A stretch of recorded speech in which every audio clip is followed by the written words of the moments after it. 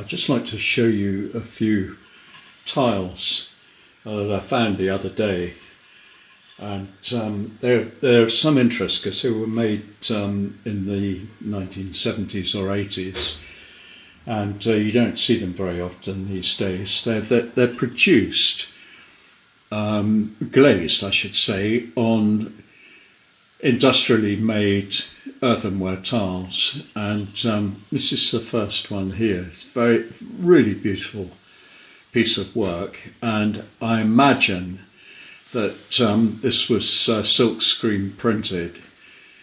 The background is tin oxide. In other words, it's really a majolica tile, and on top of that, the light brown colour would be either manganese dioxide or iron oxide. I can't tell you which really. The black is definitely copper oxide, because if I move it in closer, you can see where the copper's bled out into the tin in that sort of light green fashion. So overloading the copper has given you a straight black. You can do that yourself by just mixing copper with manganese dioxide or something. Any one of the black oxides will do that. I mean, they won't give you black unless you really overload them, but that's the way that this has been done. I think it's stunning. Really lovely tile. I'm just going to put that one down there. We'll show you the next one. That tile was made by Kenneth Clark and Anne Wynne Reeves, and this is another one of theirs here. Again, the black is from an overload of black metal oxide. Presumably it's copper, but it could be a mixture. I don't really know what they used. There's a little bee on it there, if you can see it. And the background green, I'm guessing really, it could be copper oxide, it could be copper carbonate, or it could be chromium oxide.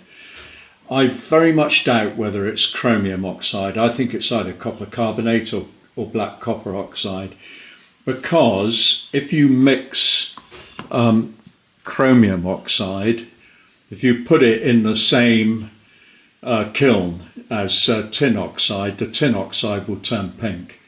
That's the effect of volatilization of in the atmosphere, and one oxide affecting another through the burned off gases that it gives.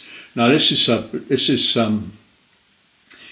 a tile from the same period, but by a different person. This is by Alan Woolwork, and again it's silk screen printed, and they were lovely, these tiles. They were fairly popular at the time, and they were produced in small concerns like ours, but in a semi-industrial sort of way. So again, this one's produced on a tile. It says actually down here, handmade by Alan Woolwork at Burton Street, Marnhull, Dorset. And if I turn it upside down, it tells you that the manufacturer is Pilkington of England. The other ones are on tiles made by Johnson's, and this is another one of Alan Woolwork's. Johnson's was a huge earthenware pottery. Now these tiles are really thin. Same thing again. This is designed by Alan Woolwork. It's Pilkington, England, is the tile manufacturer. I don't know that they actually produced the tiles or whether he did. I would have thought he did, but he might have just done the design work for them. I'm not actually sure. I don't ever remember these being mass produced, and I think my mother picked them up somewhere in the Midlands, and but can't really remember now. Anyway, I thought I'd show them to you because the other thing I wanted to say was that when the tiles are produced industrially like this, they're not produced from wet clay, they're produced from powdered clay and in presses. And normally the tile is fired to a higher temperature than it's subsequently glazed at. And that reduces crazing. It enables the shrinkage or fit of the body and the glaze not really to matter so much. So I think I've got that right. And it's something you can't really do in a studio pottery unless you bought the tiles in. And then it can be a little bit difficult getting a glaze to adhere to a high fired earthenware body, because the higher you go up the temperature range, the less porous the body is going to be, so the harder it is for it to take up glaze. Anyway, I wanted to show you those because they are very different to the kind of work that we do, but they're really nice, and there's quite a lot in this collection of tiles, and some quite bright colours and some lovely effects with metal oxides.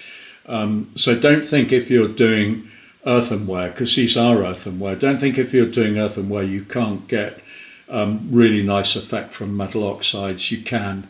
You're just doing it in a slightly different way, but it's still all there to play for. And it's great fun, and the rewards can be, well, you can see. Now, if you want to see any more of the videos that we're doing, and they're mostly on a fairly technical basis, but we've got plenty more to show you. Press the subscribe button, subscribe to the channel, and you'll get a notification. Well, they'll ping up on your YouTube feed, and you won't have to go searching around for them.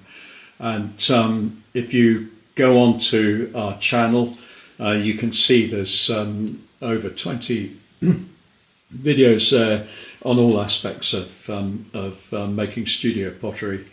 And you know, I think there's plenty more material there. So join us again.